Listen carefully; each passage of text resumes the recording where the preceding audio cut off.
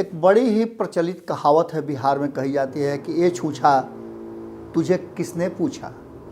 लेकिन जब कोई व्यक्ति कमज़ोर हो गया हो और उसके बाद भी लोग उससे जुड़ने लगे हों तो उसकी ताकत का अंदाज़ा आप लगा सकते हैं। और इस ताकत का अंदाज़ा खास करके राजनीति में बहुत ज़्यादा मायने रखती है। हम बात कर रहे हैं नीतीश कुमार और उनकी पार्टी जदयू की। जैसा कि आप सभी जानते हैं कि पिछले 15 सालों के शासन के बाद अचानक से 2020 के चुनाव में नीतीश कुमार जी को बैकफुट पे जाना पड़ा।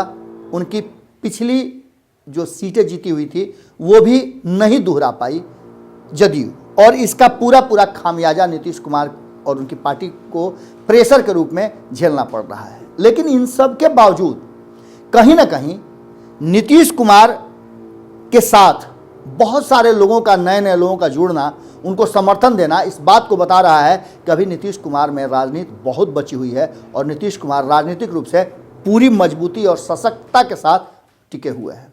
आपको बता दें कि भारतीय जनता पार्टी नीतीश कुमार के इसी रणनीति और नीति के कायल है और इसी के चलते वो डरी भी रहती है। एक बार फिर से बिहार में नीतीश कुमार ने अपने 43 सीटों को बढ़ाकर लगभग 50 के आसपास पहुंचा लिया है।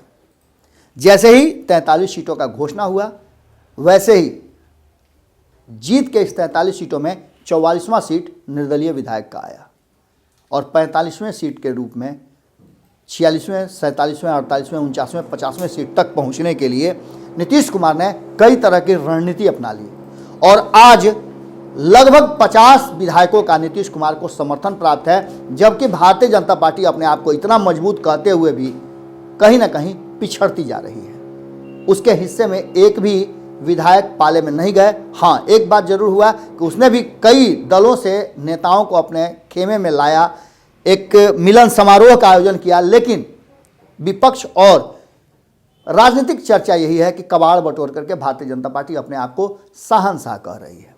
जहां नीतीश कुमार ने सारे क्रीम अपने पक्ष में कर लिए, वहीं भारतीय जनता पार्टी इतना सब कुछ होने के बावजूद भी कबाड़ ही बटोर पाई है। अब इसका असर जो है वो पश्चिम बंगाल में देखने को मिल रहा है। आपको पता है कि 2 राज्यों में नीतीश कुमार के साथ और नीतीश कुमार के विरोध का दंश झेल चुकी है भारतीय जनता पार्टी। आपने झारखंड, बिहार से सटे हुए राज्य जो है वहां नीतीश कुमार भारतीय जनता पार्टी से अलग चुनाव लड़े थे। भले ही उस एक भी सीट नहीं जीत पाए, भले ही कई सीटों पे उनकी जमानत जब्त हो गई, लेकिन भारतीय जनता पार्टी को उन्होंने सत्ता से जरूर बेदखल करवा दिया। वहीं अगर बात करें दिल्ली की, तो दिल्ली में भी वही हुआ। भारतीय जनता पार्टी अपने सारे प्रयासों के बाद शून्य के शून्य पर रह गई। न तो वो सत्ता के करीब पहुंच पाई और न ही अपने बेहतर प्रदर्शन को वो दोहरा पाई। अब बंगाल की बात है और बंगाल में भारतीय जनता पार्टी लगातार तृणमूल कांग्रेस के साथ टक्कर में भले ही उसके विधायकों को अपने पाले में ला रही हो, लेकिन इसके फायदे बहुत कम नजर आ रहे हैं। एग्रेसिव भारतीय जनता पार्टी जम करके है बंगाल चुनाव को लेकर के, लेकिन नीतीश कुमार जिस तरह से रणनीति और नीति बना रहे हैं और जिस तरह से उन्होंने प्रभार के रूप में गुलाम रसूल बलियावी को वहां भेजा है, वो बेहतर काम करना शुरू कर चुके हैं। आपको बता दें कि जिस तरह बंगाल में भारतीय जनता पार्टी के सामने तन कर खड़ी हो गई है जदयू, निश्चित रूप से भारतीय जनता पार्टी के लिए एक बड़ा सबक सामने आने वाला है। अगर कोई सामंजस्य नहीं बैठ पाया जदयू के साथ तो डैमेज करने में भारतीय जनता पार्टी को जदयू भी एक बड़ी अहम भूमिका में होगी। अब तक कई ऐसे छोटे छोटे दल हैं जो जदयू के संपर्क में आ चुके हैं और उसके साथ चुनाव लड़ना चाहते हैं। इतना ही नहीं, कई ऐसे संगठन हैं, चाहे वो मजदूर संगठन हो या अन्य संगठन हो, वो नीतीश कुमार की पार्टी जदयू से चुनाव लड़ने का उनको चिट्ठी भी दे चुके हैं, समर्थन की बात कर रहे हैं। और छोटे छोटे दलों में तो लगातार, चाहे वो बिहार से जुड़ा हुआ सीमांचल का क्षेत्र का बंगाल का हिस्सा हो या फिर झारखंड से जुड़ा हुआ बिहार और बंगाल का हिस्सा हो, उन सारे जगहों से लोग उनके पास अपने आवेदन भेज रहे हैं और उन चुनाव लड़ने की बातें कह रहे हैं। लगातार अपना जनाधार बंगाल में जदयू बढ़ा रही है। आपको बता दें कि कई ऐसे संगठन हैं, आदिवासी संगठन भी अब नीतीश कुमार की पार्टी से चुनाव लड़ने को प्रथम प्राथमिकता दे रहे हैं।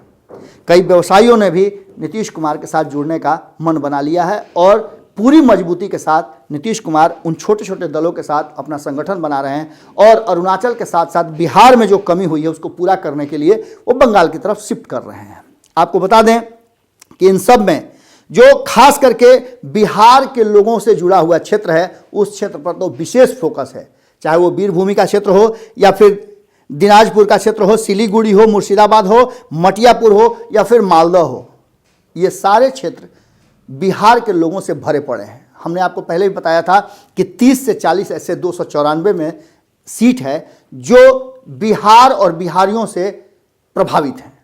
वहाँ जीत हार का फैसला बिहारी ही करते हैं और ऐसी स्थिति में अगर 40 सीटों में जीत हार तो अलग की बात है, अगर उम्मीदवार खड़े करते हैं तो निश्चित रूप से भारतीय जनता पार्टी के लिए एक बड़ी मुश्किल पैदा करेंगे। और नीतीश कुमार का ये बढ़ता हुआ जनाधार कहीं ना कहीं एक बात तो तय कर दिया है कि भारतीय जनता पार्टी की जड़ें निश्चित रूप से नीतीश कुमार ने हिला दी हैं। बंगाल में तैयारियां कर रही भारतीय जनता पार्टी को बार बार बिहार याद आ रहा होगा और नीतीश कुमार छोड़ने के लिए भी तैयार नहीं है। नीतीश कुमार लगातार बिहार में जिस तरह से भारतीय जनता पार्टी कहा जा रहा है, तथा कथित है, हम इस बात का समर्थन नहीं कर रहे हैं और न हम इस बात पर कोई बहुत ज़्यादा आपको तवज्जो दे रहे हैं। हम सिर्फ ये कहना चाहते हैं कि लगातार जो राजनीतिक चर्चाएं हो रही हैं भारतीय जनता पार्टी के खिलाफ, जो जदयू के लोग बता रहे हैं कि कहीं ना कहीं एलजेपी को खड़ा करके, चिराग पासवान को खड़ा करके भारतीय जनता पार्टी ने